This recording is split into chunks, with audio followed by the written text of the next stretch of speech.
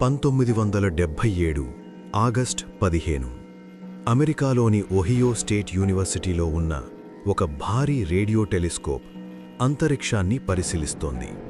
ఆ టెలిస్కోప్ పని ఏమిటంటే అంతరిక్షంలో ఉన్న గ్రహాలు, నక్షత్రాలు లేదా ఇతర రేడియో సంకేతాలను గుర్తించడం. ఆ రోజు సాధారణంగానే పరిశోధనలు జరుగుతున్నాయి. కానీ ఒక్కసారిగా టెలిస్కోప్ ఒక చాలా శక్తివంతమైన రేడియో సిగ్నల్ను గుర్తించింది. ఆ సంకేతం చాలా స్పష్టంగా ఉంది మరియు అది సాధారణంగా అంతరిక్షంలో వినిపించే శబ్దాల కంటే చాలా బలంగా ఉంది. ఆ సంకేతం 72 సెకండ్ల పాటు మాత్రమే వచ్చింది. ఆ తర్వాత అది పూర్తిగా మాయమైంది. కొన్ని రోజుల తర్వాత ఒక శాస్త్రవేత్త అయిన జెర్రీ కెహ్మన్ ఆ డేటాను పరిశీలించాడు.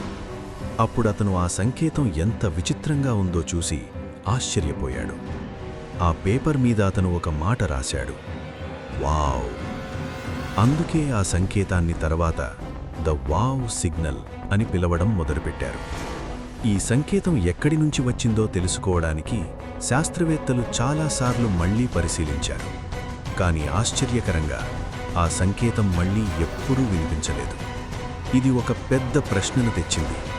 ఇది ఒక సహజ అంతరిక్ష సంఘటన లేదా ఇది ఏదైనా ఇతర గ్రహంలోని తెలివైన జీవులు పంపిన సంకేతమా?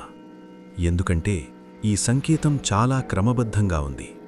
అది ఒక సాధారణ ఖగోళ శబ్దంలా కనిపించలేదు. ఇప్పటికీ ఈ సంఘటన గురించి చర్చ జరుగుతూనే ఉంది. కొంతమంది ఇది ఒక సహజ అంతరిక్ష రేడియో శబ్దమై ఉండొచ్చని అంటున్నారు.